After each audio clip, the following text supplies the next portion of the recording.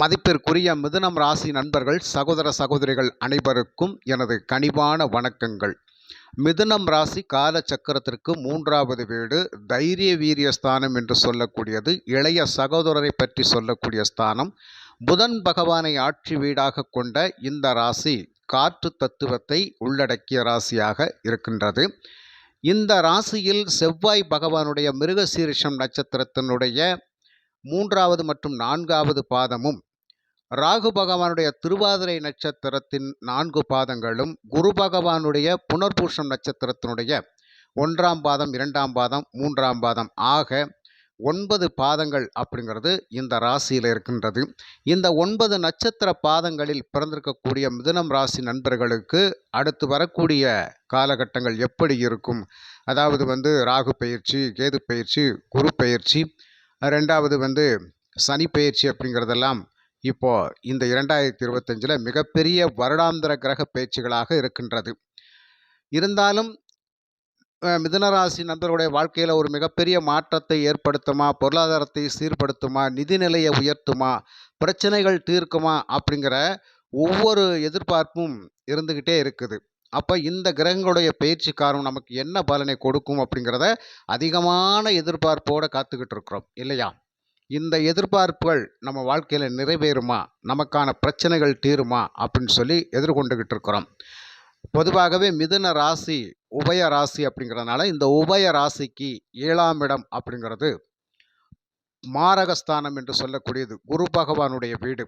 இந்த மிதுன ராசியில் இவங்களுக்கு நடக்கக்கூடிய ஒரு மைனஸான விஷயம் என்ன அப்படின்னு கேட்டால், வாழ்க்கையில் எவ்வளவோ புத்தி கூர்மையாக செயல்பட்டாலும் சில நேரங்களில் அவசரப்பட்டு உணர்ச்சி வசப்பட்டு தனக்காக அல்ல, தன்னை சார்ந்தவர்களுக்காக, தன்னை நம்பினவர்களுக்காக, தன் சகோதரர்களுக்காக, தன் சகோதரிகளுக்காக, தன் உறவுகளுக்காக, தன் நண்பர்களுக்காக, தன் கணவனுக்காக, மனைவிக்காக அப்படின்னு சொல்லி ஒவ்வொரு விஷயத்திலுமே பிறருக்காகவே அவசரப்பட்டு ஒவ்வொரு வேலையும் செஞ்சு வாழ்க்கையில் கடன் படக்கூடியவர்கள் அப்படிங்கிறது தான் இந்த மிதுன ராசியை சார்ந்தவர்கள்.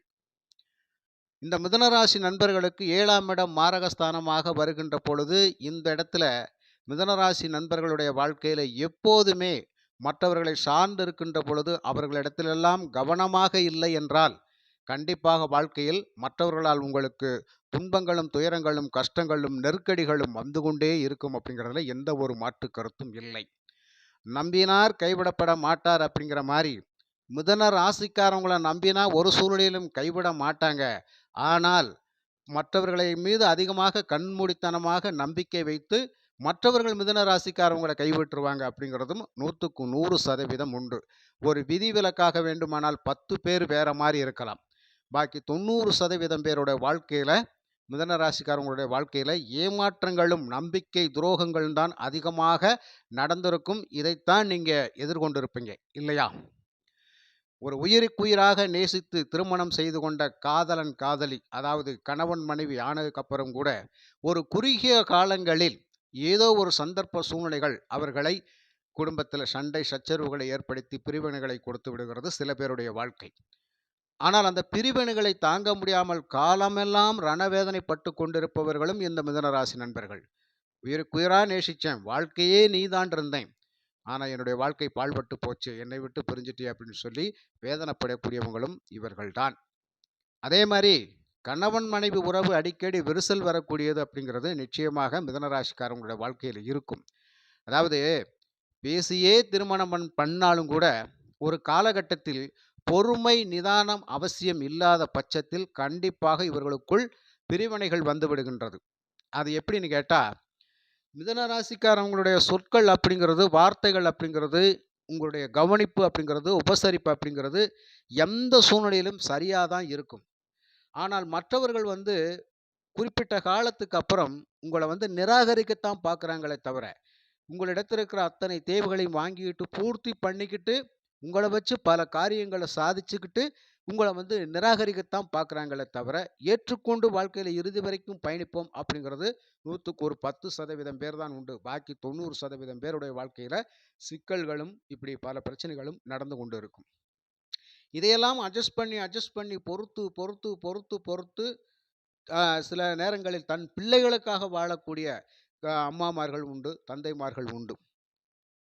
உண்மையாகவே கணவர் பிரிந்து போயிருக்கக்கூடிய ஒரு சூழ்நிலையில பிள்ளைகளை வச்சுட்டு அப்படியே நல்லதங்காள் கதை கேள்விப்பட்டிருக்கிறேன். அந்த மாரியெல்லாம் இந்த மிதுனராசி பெண்கள் வாழ்ந்து கொண்டிருப்பார்கள். மிகப்பெரிய தியாகிகளாக வாழ்ந்து கொண்டிருப்பார்கள். 100க்கு 100% இது உண்மை. அதே மாரி மனைவியை பிரிந்த கணவன் அப்படிங்கிறது, அவரும் ஒரு சூழ்நிலையில மிகப்பெரிய கஷ்டத்துக்கு ஆளாகி, பிரிவினையை தாங்க முடியாமல், தனக்காகவும், தன் பிள்ளைகளுக்காக ஒரு பக்கத்துல வாழ்ந்துகிட்டு இருப்பார். இதெல்லாம் ஏன் அப்படின்னு சொன்னால், இந்த மிதுன ராசிக்கு 7ஆம் இடம் குரு பகவானுடைய வீடு மாரகஸ்தானமாக வருகின்ற பொழுது, இதில் தான் இவர்களுக்கு திருமணம் நடக்கும். களத்திர ஸ்தானமே குரு பகவானுடைய வீடு தான். இந்த குருவுக்கும் புதனுக்கும் சற்று கொஞ்சம் இடைவெளி அதிகமாக தான் இருக்கும். அவ்வளவு சீக்கிரம் ஒத்துப்போகாத ஒரு சூழ்நிலைகள் இருக்கும். இதையெல்லாம் தாண்டி ஒத்துப்போகக்கூடிய சூழ்நிலை அப்படிங்கிறது, ஜாதக ரீதியாக எந்த லக்னத்தில் பிறந்திருக்கிறோமோ, அந்த லக்னாதிபதி பலமா இருக்கின்ற பட்சத்தில் 5ஆம் அதிபதி, 9ஆம் அதிபதி, பாக்கியஸ்தானாதிபதி பலமாக இருக்கின்ற பட்சத்தில், கண்டிப்பாக சில பேருடைய வாழ்க்கை சிறப்பாக போய்க் கொண்டிருக்கும். குரு திசை நடக்கின்ற காலகட்டங்களில் இவர்கள் மிகப்பெரிய பிரச்சனைகள் எல்லாம் நீங்க சந்திக்கக்கூடிய அமைப்பு அப்படிங்கிறது நிச்சயமாக உண்டு. இந்த மிதுன ராசி நண்பர்களை பொறுத்தமட்ட வாழ்க்கையில எதை வேண்டுமானாலும் அவசரப்பட்டு செய்யுங்க. ஆனால் ஒரே ஒரு விஷயத்த அவசரப்பட்டு செய்யக்கூடாது. அது என்ன தெரியுங்களா? கடன் அப்படிங்கிற விஷயத்துக்கு மட்டும் போகவே கூடாது. அது உணர்ச்சி வசப்பட்டு செய்றது. பரிதாபப்பட்டு செய்றது. பாசத்துக்காக, அன்புக்காக செய்றது. எந்த சூழ்நிலையிலும் நட்பு நட்பு விட்டு போயிறக்கூடாது, உறவு விட்டு போயிறக்கூடாது அப்படிங்கிற அமைப்புல, அந்த பாச பிணைப்புகளுக்குள்ள சிக்கி, தன்னையே இழக்கக்கூடிய அமைப்பு அப்படிங்கிறதெல்லாம் வந்துருது. அதனால தான் இந்த கடன் அப்படிங்கிறது காச பத்தி கவலைப்படாம வாங்கி செலவழிச்சுட்டு, இறுதி காலத்தில் தனக்கான தேவைகளை பூர்த்தி செய்ய முடியாமல் எத்தனையோ நண்பர்கள், சகோதர, சகோதரிகள் 65 வயசுக்கு மேல கண்ணீரும் கம்பளையுமோட வீட்டுக்குள்ள கதவடைச்சுட்டு உட்கார்ந்து அழுது கொண்டிருக்கக்கூடிய சூழ்நிலைகள் எல்லாம் உண்டு. "தண்ணீரிலே மீன் அழுதால் கண்ணீரை யார் அறிவார்?" அப்படிங்கிற மாரி, கண்ணீரை யார் பார்க்க முடியும்? கதவ அடைச்சுட்டு உட்கார்ந்து மிதுன ராசி நண்பர்கள் இறுதிக்கால வாழ்க்கையில் அழுது கொண்டிருந்தால், அந்த கண்ணீர் யாருக்கு தெரியும்? ஆனால் இதற்கெல்லாம் என்ன காரணம் அப்படின்னு கேட்டால், நாம் இளமை காலங்களில் இருக்கின்ற பொழுது யோசிக்காமல் செய்த சில விஷயங்கள். எல்லாத்தையுமே பாரபட்சம் பார்க்காமல் அனுசரிச்சு போகணும்னு செஞ்ச சில விஷயங்கள். எல்லாத்தையுமே விட்டு குடுத்து போகணும், அனுசரிச்சு போகணும் அப்படிங்கிற ஒரு விஷயங்கள். எதற்காகவும், எந்த சூழ்நிலையிலும் மற்றவர்களுடைய ஒரு பழிபாரங்கள் போடக்கூடாது. மற்றவர்களுக்கு உதவி உபகாரங்கள் செஞ்சே வாழணும். ஆனால் மற்றவங்களுடைய சொத்து பத்திர நாம ஒரு நாளும் பிழைக்கணும் அப்படின்னு சொல்லி நம்ம நினைக்காத ஒரு பட்சம் அப்படிங்கிறதும், முழுக்க முழுக்க பொதுநலம், பொதுநலம் என்று பொதுச் சேவை என்று செஞ்சு, தனக்குன்னு ஒரு சுயநலத்த துளி கூட வர வைக்காம இருந்த ஒரே காரணத்தினால் தான், இந்த மிதுன ராசி நண்பர்கள் இன்றைக்கு மிகப்பெரிய சிரமங்களுக்கு ஆளாகி இருக்கின்றீர்கள். உண்மைதான் ஐயா! உண்மைதான். இது ஏற்றுக்கொண்டுதான் ஆக வேண்டும். இதற்கு என்ன காரணம் அப்படின்னா, வாழும் காலங்களில், இளமை காலங்களில் வருமானங்களை சிக்கனப்படுத்தி, எதிர்கால தேவைக்குன்னு ஒரு ப்ராப்பர்ட்டிய ஒதுக்காத ஒரே காரணம் தான். அந்த ஒதுக்கக்கூடிய சூழ்நிலையில் மிதுன ராசி நண்பர்கள் அந்த காலகட்டங்கள்ல இருக்க முடியாது அப்படிங்கிறது தான். என்னன்னா பரமாத்மா இருக்கிறது, எதார்த்தமா இருக்கிறது, வெகுளித்தனமா இருக்கிறது அப்படிங்கிறதெல்லாம் அப்படியே இருந்து இருந்து பழகி பழகி தன்னை பற்றி எதிர்காலத்துக்கு சிந்திக்காத ஒரு செயல்பாடு அப்படிங்கிறது வந்துருது. எல்லாமே நல்லதா தான் நடக்கும். எல்லாருமே நமக்கு நல்லது தான் பண்ணுவாங்க. எல்லாருமே நம்ம கூட தான் இருப்பாங்க. எல்லாரும் நமக்கு சப்போர்ட் பண்ணுவாங்க. நம்ம நல்ல விஷயங்கள் நெறைய பண்ணியிருக்கோம்ல. பகவான் அருளால என்னைக்குனாலும் ஒரு நாளைக்கு நம்ம கைவிட மாட்டோம்ல. நம்ம நண்பர்கள் யாராக இருந்தாலும் நம்ம கூட தானே இருப்பாங்க. நம்ம கேட்டவுடனே உதவி செய்வாங்கல்ல. அப்படின்னு சொல்லி ஒரு மிகப்பெரிய பரந்த மனசு அப்படிங்கிறது. அந்த எண்ணங்கள் அதிகமா இருந்ததுனால தான் நம்ம நெறைய நேரங்கள்ல இழப்பீடுகளை இன்னைக்கு சந்திக்க வேண்டிய கட்டாயம் அப்படிங்கிறது இருக்கு. அதாவது 35 வயசு டூ ஒரு 45 வயசு, 48 வயசு காலங்கள்லலாம் வருமானங்கள் சிறப்பாக இருந்திருக்கும். அந்த காலகட்டத்தில் சுதாரிக்காம விட்ட ஒரே தவறு அப்படிங்கிறது, இன்றைக்கு 50, 55 வயதை கடந்து போகின்ற பொழுது, அதற்கான தண்டனைகள் தான். இத என்ன சொல்றது? நான் செஞ்சேன். நான் செஞ்ச நன்மைக்கு எனக்கு நானே தண்டனைய தேடிக்கிட்டேன் அப்படின்னு சொன்னாலும் உங்களுக்கு பொருந்தும். அதுதான். தண்டனைய தேடிக்கிட்டோம். இப்ப தண்டனைய அனுபவிச்சுட்டு இருக்கக்கூடியவர்கள் நெறைய பேர்கள் உண்டு. அதனால எல்லா விஷயங்களிலுமே கவனத்துடன் இருக்க வேண்டும் அப்படிங்கிறது மிதுன ராசிக்கு எழுதப்பட்ட விதி. ஆனா நாம் கவனத்துடன் இருப்போமா? இருக்க மாட்டோம். இந்த இடத்துல பார்த்தீங்கன்னா, கடைசி காலங்களில் சகோதரர்கள் கூட நமக்கு எதிரியா வரக்கூடிய அமைப்பு அப்படிங்கிறது இருக்கும். நம்மள என்ன ஏதுன்னு கேட்க மாட்டாங்க. நம்மளோட உறவுகளே நமக்கு பகையாகி நிற்கும். ஐயா! கணவன் மனைவியே சில நேரத்துல போர்க்கொடி காட்டிக்கிட்டு, "வா கோர்ட்டு கேஸு அப்படின்னு பார்க்கலாம். நீயா நானான்னு பார்க்கலாம்." ஒரு சின்ன சண்டைக்கு, "ஏன் இப்படி பண்ணுன? ஏன் இப்படி காச செலவழிச்ச? ஏன் இப்படி இருக்கிற?"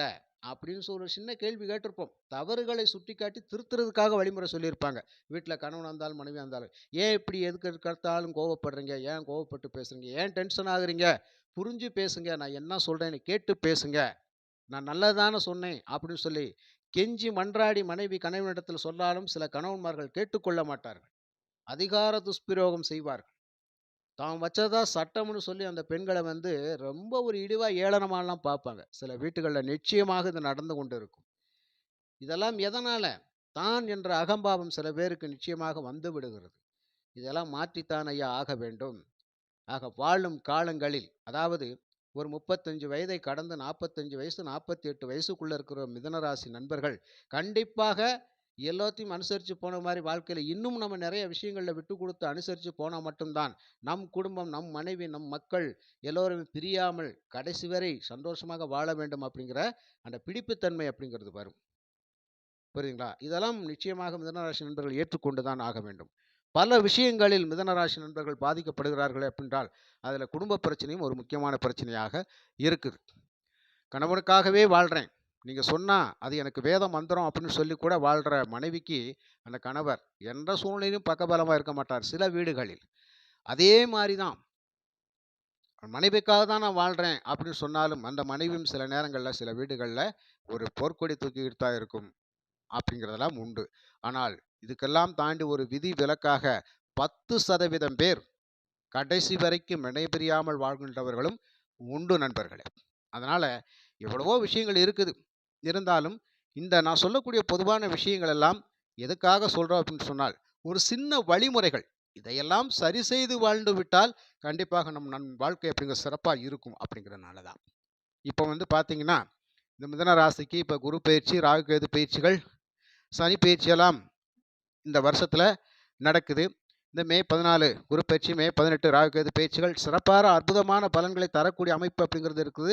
குருபவன் ஜென்மத்திலிருந்து அதிர்ஷ்டஸ்தானத்தை பார்க்கின்ற பொழுது நல்ல வாய்ப்புகள், நல்ல சந்தர்ப்பங்கள், நல்ல செய்திகள் அப்படிங்கிறது மன மகிழ்வான நிகழ்வுகள் எல்லாம் அடுத்தடுத்து நடந்துகிட்டே இருக்கும். அந்த விதத்தில எல்லாம் பெருமைகள் வந்து சேரக்கூடிய அமைப்புற, நல்லதொரு பதவி யோகத்திலிருந்து நல்ல வருமானத்தை ஈட்டக்கூடிய அமைப்பு அப்படிங்கிறதெல்லாம் இறைவன் கொடுத்த வரமாக இந்த 4 கிரக பெயர்ச்சிகளும் அற்புதமான நல்ல சுபபலன்களை தருவதற்குத்தான் இருக்கின்றது. அப்போ எதிர்வரக்கூடிய ஒரு 2 1/2 ஆண்டு காலங்கள் அப்படிங்கிறது நல்ல பணவரவு இருக்கும், திருப்தியான வாழ்க்கை, சந்தோஷமான வாழ்க்கை. எந்த சூழ்நிலையிலும் நாம் நிதிநிலையில வந்து உயர்ந்து தான் இருப்போம். கடன்களெல்லாம் அடைத்து அதாவது இதுவரைக்கும் கடன் பிரச்சனை தான் தலையாய பிரச்சனையா இருக்குது. அந்த கடன் தீர்ந்தாலே போதும் அப்படின்னு சொல்லி கோயில் கோயிலா வேண்டிக்கிட்டு இருக்கிறேன். அதுக்கு ஒரு பாக்கியம் கிடைக்குமா அப்படின்னு கேட்டால், கண்டிப்பாக அந்த பாக்கியம் இந்த காலகட்டத்தில் கிடைக்கும். அந்த கடன்களை எல்லாம் அடைத்து மீண்டு வெளியில வந்து, ஒரு நல்ல வாழ்க்கை அப்படிங்கிறது கடன் இல்லாத நிம்மதியான வாழ்க்கை அப்படிங்கிறத நாம் வாழத்தான் போகின்றோம். சொத்து பத்து நிலம் சம்பந்தப்பட்ட விஷயங்களால நமக்கு ஒரு சாதகமாக இருக்கும். நண்பர்களும் எதிரிகளாக மாறக்கூடிய அமைப்பு மாறி, இப்போது எதிரிகளே கூட நண்பர்களாக அமையக்கூடிய அமைப்பெல்லாம் இந்த மிதுன ராசி நண்பர்களுக்கு இந்த காலகட்டத்தில் ஏற்படும் நண்பர்களே. ஆக ஒரு சப்போர்ட்டிங் அப்படிங்கிறது நிச்சயமாக உங்களுக்கு கிடைக்கும். அந்த விதத்துல வந்து இந்த 4 கிரக பெயர்ச்சிகளும் உங்களுக்கு ரொம்ப ரொம்ப பக்கபலமான சுபத்துவத்தை தரக்கூடிய அமைப்பில் இருக்கின்றது. அப்போ மிதுனராசி நண்பர்கள் கவலைப்பட வேண்டிய அவசியமே இல்லைன்னு தான் நான் சொல்ல வரேன். ஒரு 2 1/2 வருஷத்துக்குள்ள சுதாரிச்சுக்கங்க. நல்ல வாய்ப்புகள், நல்ல சந்தர்ப்பங்கள், நல்ல சூழ்நிலைகள், தெய்வ அனுகூலம் நிச்சயமாக கிடைக்கும். இதுவரைக்கும் கோயில் கோயிலா ஏறி இறங்கி எத்தனையோ தெய்வ தரிசனம் நான் பண்ணியிருக்கிறேன். எத்தனையோ தானங்களும், தர்மங்களும், புண்ணியங்களும் பண்ணியிருக்கிறேன். பலனே இல்லாம இப்ப நான் தவியா தவிக்கிறேனே. அந்த கடவுளுக்கும் கண் இல்லையான்னு சொல்லி கேட்கக்கூடிய நிறைய பேருக்கு வந்து இப்போது அந்த மாற்றம் அப்படிங்கிறது நிச்சயமாக உண்டு. அப்ப கடவுள் அருள் அப்படிங்கிறதும், உங்களுடைய குலதெய்வத்தினுடைய அனுகிரகம் அப்படிங்கிறதும் இந்த காலகட்டத்தில் நிச்சயமாக கிடைக்கும். தொட்டதெல்லாம் துலங்கக்கூடிய அமைப்பில் மிதனராசி நண்பர்களுக்கு மிகப்பெரிய மாற்றங்கள், முன்னேற்றங்கள் வாழ்க்கையில நிகழும் அப்படிங்கிறதும், அரசு சார்ந்த துறைகளுக்கெல்லாம் நாம் முயற்சி பண்ணுகின்ற பொழுது மாணவர்களுக்கு நல்லதொரு வாய்ப்புகள், வேலை வாய்ப்புகள் நிச்சயமாக கிடைக்கும். புரியுதுங்களா? பதவி புரமோஷன்கள் நிறைய பேருக்கு உண்டு. சாதாரண கூலி வேலை செய்றவங்களுக்கு கூட ஒரு வருமான சிறப்பு அப்படிங்கிற சிறப்பா இருக்கும். 10 பேருக்கு மேல நின்னு ஒரு சூப்பர்வைசரா இருந்தோ, ஒரு அதிகாரியா இருந்தோ, ஒரு மேனேஜ்மென்ட் போஸ்டிங்ல இருந்து ஏதோ ஒண்ணு நம்ம செய்யக்கூடிய அமைப்புகள்லாம் நிச்சயமாக உண்டு நண்பர். அந்த மாதிரியான வாய்ப்புகள் எல்லாம் மிதுன ராசி நண்பர்களுக்கு தேடி வரக்கூடிய அமைப்பு அப்படிங்கிறது இருக்கும். அதே மாரி சுய ஜாதகத்தில் ஒரு தசை தசாபுத்திகள் சிறப்பா யோகமானதாக போய்க் கொண்டிருந்தால், ரொம்ப நல்ல நிகழ்வுகள் எல்லாம் நடக்கும். சரிங்களா நண்பர்களே? 2025 மே 14 கண்டிப்பாக குரு பகவான் உங்களோட ராசியில் தான் வந்து இருப்பார். ராசியில் இருக்கக்கூடிய குரு பகவான் பார்க்கக்கூடிய 5ஆம் பார்வை அப்படிங்கிறது உங்களுடைய அதிர்ஷ்டஸ்தானத்தை தான் பார்க்கின்றார். குலதெய்வத்தினுடைய அனுகிரகம் நிச்சயமாக கிடைக்கும். குலதெய்வத்தை வணங்கி வழிபட்டு விட்டு உங்களுக்கான அதிர்ஷ்ட வாய்ப்புகளுக்கு முயற்சி படுகின்ற பொழுது நிச்சயமாக அந்த வாய்ப்பு அந்த பகவானால் ஏற்படும். அதனால் உங்களுக்கு அதிர்ஷ்ட எண்களாக 6 இலக்க எண்கள் அப்படிங்கிறத நான் கொடுத்துருக்கிறேன். அந்த எண்கள் அப்படிங்கிறது 345 867. ஜஸ்ட் ஒரு சின்ன பொதுவான கணிப்பாக நான் கொடுத்துருக்கிறேன். இந்த 6 இலக்க எண்களை நீங்கள் தாராளமாக பயன்படுத்துங்கள். அந்த வாய்ப்பு அப்படிங்கிறது பகவானால் கிடைக்கட்டும். இந்த 6 இலக்க எண்களை எப்படி வேண்டுமானாலும் மாற்றி அமைக்கலாம். 0 வரலாம். இதில் சொல்லப்படாத எண்கள் அப்படிங்கிறது 1, 2 மற்றும் உங்களுக்கு 9, இந்த 3 எண்கள் சொல்லவில்லை. அது இடையில எந்த இடத்துல வந்தாலும் வரலாம். ஆனால் இந்த எண்கள் அதிகமாக இருக்கணும் அப்படிங்கிறத கருத்தில் கொண்டு முயற்சி பண்ணி பாருங்க. நிச்சயமாக ஒரு மிகப்பெரிய ஜாக்பாட் வாய்ப்பு அப்படிங்கிறது உங்களுக்கு கிடைக்க வேண்டும் என்று கூறி மீண்டும் ஒரு நல்ல பதிவில் நான் உங்களை சந்திக்கின்றேன். நன்றி, வணக்கம்.